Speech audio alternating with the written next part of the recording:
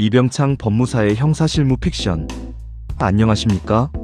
32년 9개월 동안 검찰 수사 현장의 최일선에서 수많은 사건의 실체를 파헤치고 이제는 억울한 이들의 마지막 보루가 된 형사 전문 법무사 이병창입니다. 제가 형사실무 픽션을 집필하는 이유는 하나입니다. 법은 차가운 글자로 기록되어 있지만 그 이면에는 사람의 뜨거운 눈물과 교활한 거짓말이 얽혀있기 때문입니다. 수사 기록 속에 숨겨진 단 한 줄의 진실을 찾아내는 과정. 그것이 바로 제가 32년 넘게 해온 일이며 앞으로도 해나갈 소명입니다. 오늘 들려드릴 이야기는 대전 서구 둔산동 정부청사의 푸른 녹음이 내려다 보이는 제 사무실에서 시작된 어느 청년의 눈물 어린 사투에 관한 기록입니다. 480만원짜리 아이스 아메리카노와 탐욕의 부메랑.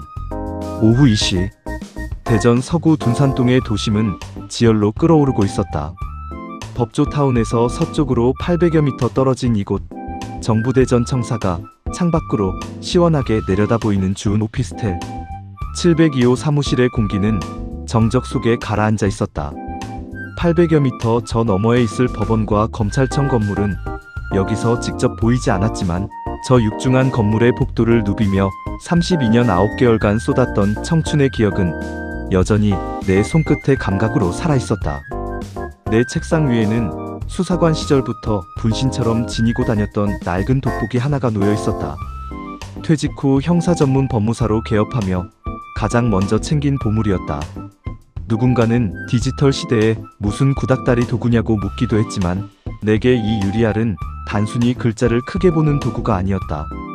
그것은 탐욕으로 가득 찬 고소장의 행간을 읽어내고 건조한 기록, 뒤에 숨은 악마의 디테일을 찾아내는 진실의 창이었다. 돋보기 너머로 비치는 종이의 질감과 잉크의 번짐까지도 내게는 피의자의 심장 박동처럼 느껴지곤 했다. 잠시 정적에 잠겨있던 사무실 문이 조심스럽게 열렸다. 예약된 민원인 민주씨가 들어왔다. 이제 막 사회에 첫 발을 내디딘 듯한 앳된 얼굴이었지만 그녀의 어깨는 마치 세상의 모든 짐을 짊어진 듯 축 처져 있었고 눈가는 이미 붉게 짓물러 있었다. 자리에 앉자마자 그녀가 떨리는 손으로 내민 것은 꼬깃꼬깃해진 문자 메시지, 캡처본과 은행 이체의 내역서였다. 그녀는 한참 동안 입을 떼지 못했다. 마른 침을 삼키는 소리만이 정적을 깼다. 이윽고 떨리는 목소리가 터져나왔다. 본인이 정말 범죄자인지, 아르바이트를 하다가 목이 말라 음료 몇 잔을 마신 대가가 480만 원이라는 거액이어야 하는지 묻는 질문이었다. 이미 돈을 보냈으니 모든 죄를 인정한 것이라는 상대방의 압박에 그녀는 막다른 골목에 몰린 어린 짐승처럼 떨고 있었다. 나는 아무 말 없이 그녀의 손을 가만히 바라보았다. 커피 가루에 물들어 거칠어진 손끝이 그녀가 그동안 얼마나 성실하게 일했는지를 웅변하고 있었다. 나는 조용히 돋보기를 들어 그녀가 내민 기록들을 하나하나 살피기 시작했다. 32년 넘게 수많은 피의자와 피해자를 마주했던 수사관의 직감이 곤두섰다. 기록 속에 나타난 사실관계는 참담했다. 민주씨는 중부권의 한 대형 프랜차이즈 카페의 가맹점에서 아르바이트를 했다. 시급 만원 남짓을 받으며 하루 종일 서서 뜨거운 스팀에 데이고 차가운 얼음에 손끝이 터가며 커피를 내렸던 청년이었다. 그런 그녀에게 점주 박씨는 어느 날 갑자기 업무상 횡령이라는 날카로운 칼날을 들이밀었다. 점주의 주장은 집요하고도 치밀했다. 지난 4개월간 민주씨가 포스기에 입력하지 않고 무단으로 마시거나 친구에게 제공한 음료가 총 28만원어치에 달한다는 것이었다. 박씨는 민주씨를 매장 구석의 어두운 창고로 불러내어 몰아세웠다. 모든 것이 CCTV에 찍혔고 장부에 기록이 남았으니 빼도 박도 못한다는 위협이었다. 업무상 횡령은 단순 절도와는 차원이 다르며 경찰에 고소하면 평생 빨간 줄이 그어지고 대기업 취직은 물론 공무원 시험도 평생 볼 수 없을 것이라며 공포를 심어주었다. 그는 민주씨의 가장 취약한 부분인 미래를 인질로 잡았다. 박씨는 자신은 원래 법대로 하는 사람이라며 전과자가 되기 싫으면 자신이 정한 합의금을 가져오라고 종용했다. 그러면서도 자신은 관대하니 480만 원을 가져오면 좋게 끝내주겠다는 검은 제안을 건넸다. 민주 씨가 내민 문자 메시지에는 차마 입에 담기 힘든 폭언과 정교하게 짜인 협박이 가득했다. 인생을 망치기 싫으면 부모님께 손을 벌려서라도 오늘 안에 가져오라는 명령. 내 인맥이면 너 하나 매장시키는 건 일도 아니라는 오만함이 문장마다 뚝뚝 묻어났다. 사회 초년생의 공포를 먹잇감 삼아버리는 이 노골적인 갈취 행위를 보며 나는 수사관 시절 마주했던 수많은 지능범의 얼굴을 떠올렸다. 그들은 대개 법률 지식을 어설프게 알고 있거나 혹은 법을 권력으로 착각하는 부류였다. 민주 씨는 결국 부모님께 사실을 알리지 못한 채 카드론 대출까지 받아 480만 원을 송금했다. 박 씨는 돈을 받자마자 진작 이랬으면 좋았잖아. 이제 잊어줄게라는 가증스러운 문자를 보냈다. 하지만 민주 씨의 영혼은 이미 만신창이가 되어 있었다. 그녀는 매일 밤 경찰이 자기를 잡으러 오는 환청에 시달렸고 480만 원이라는 빚의 무게에 짓눌려 숨을 쉬지 못했다. 내가 기록을 검토하는 동안 민주 씨는 연신 눈물을 닦아냈다. 그 눈물은 억울함보다는 자신에 대한 자책과 세상에 대한 공포에서 기인한 것이었다. 나는 돋보기를 내려놓고 민주 씨를 똑바로 응시했다. 그리고 32년 9개월의 경력을 담아 낮은 목소리로 말했다. 민주 씨, 기록은 거짓말을 하지 않지만 그 기록을 비트는 사람들은 거짓말을 합니다. 제가 그 거짓을 찾아내겠습니다. 나는 민주 씨를 안심시킨 뒤 본격적인 서류 분석에 들어갔다. 수사관 시절 사건의 실체를 파악할 때 항상 보았던 세 가지 요소인 동기, 수단, 그리고 사회상규를 머릿속에서 돌렸다. 먼저 업무상 횡령의 성립 여부를 실무적으로 해부했다. 대법원 법리에 따르면 횡령죄가 성립하려면 타인의 재물을 보관하는 자가 그 재물을 자기의 소유인 것처럼 처분하려는 불법 영득 의사가 명확해야 했다. 카페 아르바이트생이 음료를 마시는 행위가 평소 관행적으로 허용되었는지, 점주가 사전에 명확하고 엄격한 금지 교육을 했는지가 관건이었다. 만약 점주가 평소 고생하는데 음료는 적당히 마셔라라고 했거나 다른 알바생들의 행위를 묵인했다면 이는 형사상 횡령으로 보기 어려웠다. 즉, 죄 자체가 성립하지 않는 사안일 가능성이 농후했다. 검찰 수사관 시절 나는 이런 경미한 사안으로 고소장을 접수하는 이들에게 항상 엄중히 경고하곤 했다. 법은 개인의 보복수단이 아니기 때문이다. 설령 28만 원의 횡령이 인정된다 하더라도 480만 원이라는 합의금은 명백한 정당성을 잃고 있었다. 피해액의 17배가 넘는 금액을 요구하며 형사처벌을 빌미로 압박한 행위는 정당한 권리 행사의 범위를 넘어선 공갈의 영역이었다. 나는 책상 위에 놓인 두꺼운 법리 검토 파일을 펼쳐 민주 씨에게 판례의 핵심을 설명했다. 그것은 1995년에 선고된 대법원 94도 2422 판결이었다. 내 수사관 인생에서 권리 남용형 범죄를 다룰 때마다 나침반이 되어주었던 기록이었다. 대법원은 명확히 판시하고 있었다.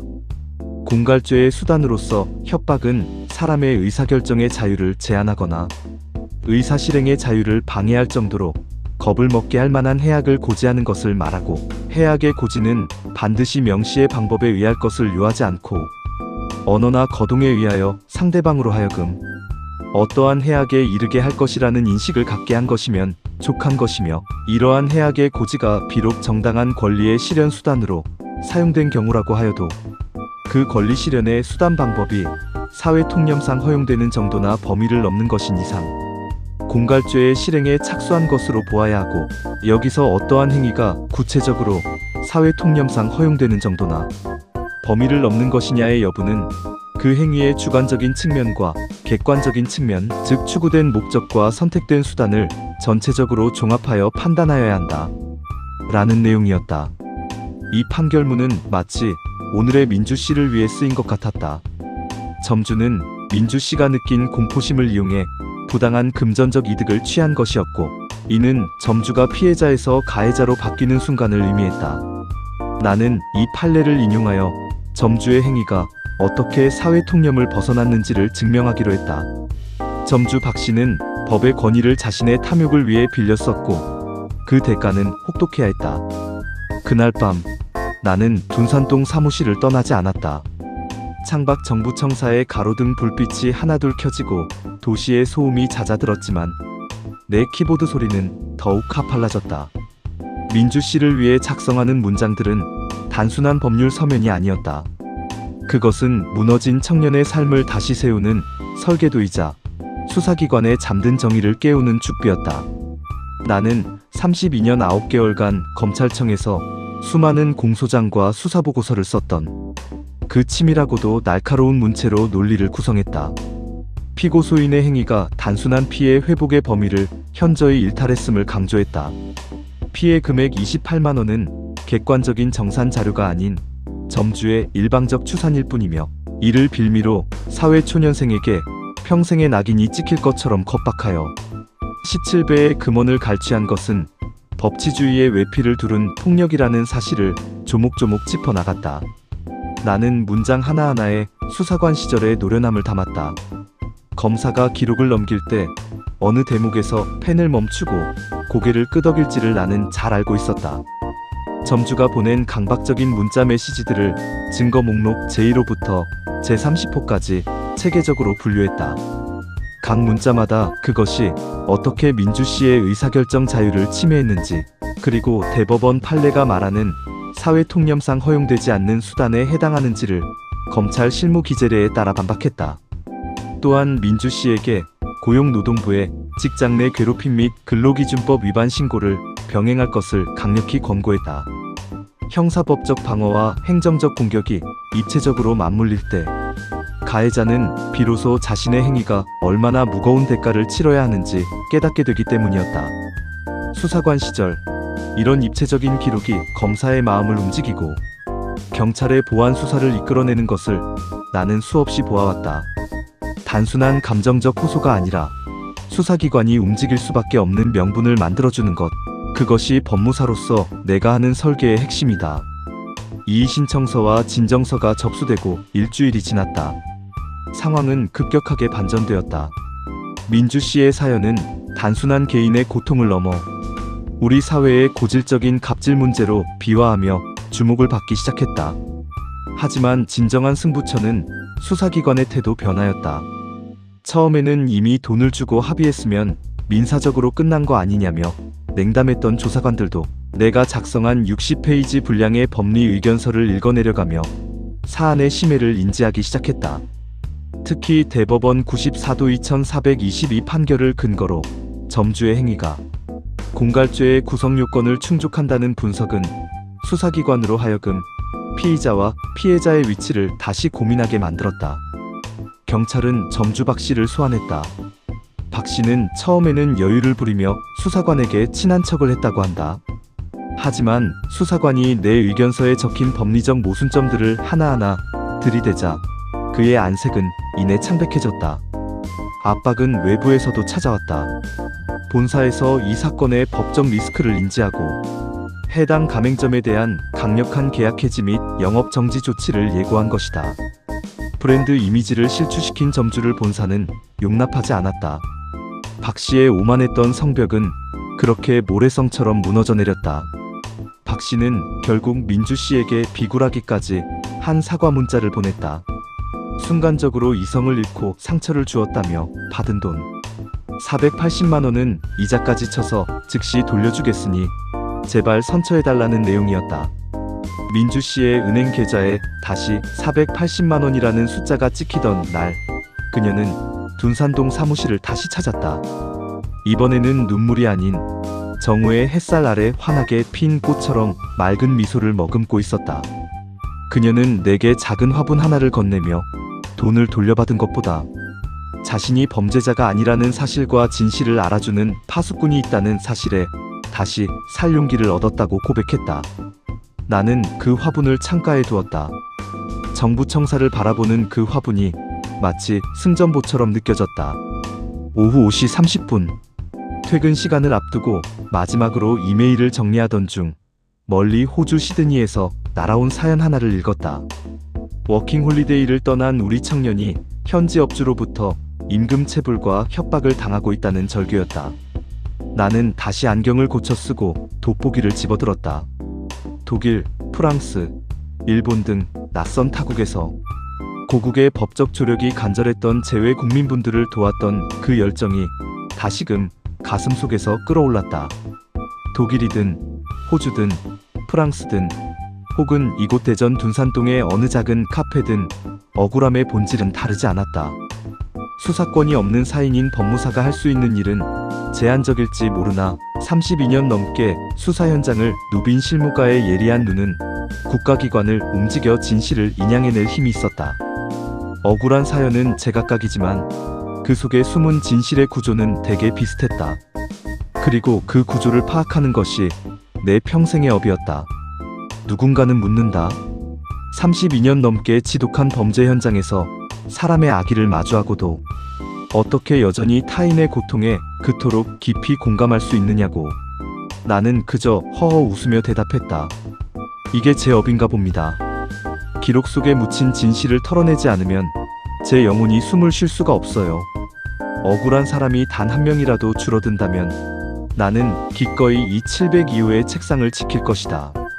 진실은 스스로 소리내지 않지만 파수꾼이 그 입을 열어줄 때 비로소 정의가 실현되는 법이기 때문이다. 나는 돋보기를 안경집에 소중히 넣으며 오늘 하루를 되짚어 보았다. 민주씨가 주고 간 화분의 잎사귀가 노을빛을 받아 황금색으로 빛나고 있었다. 그 빛은 내가 32년 넘게 쫓아온 진실의 색깔과 닮아 있었다. 오후 6시 정각.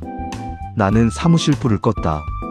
둔산동 정부청사 주위의 가로등이 하나둘 켜지는 거리를 걸으며 나는 다짐했다. 내일 아침 또 다른 기록의 파도가 밀려오겠지만 나는 두렵지 않다. 나는 32년 9개월의 무게를 견뎌낸 기록의 파수꾼이니까. 누군가에게는 아이스 아메리카노 한 잔일지 모르나 누군가에게는 인생이 걸린 문제임을 나는 잊지 않을 것이다. 진실이 기록의 틈새에서 비명을 지를 때 나는 언제나 그곳에 있을 것이다.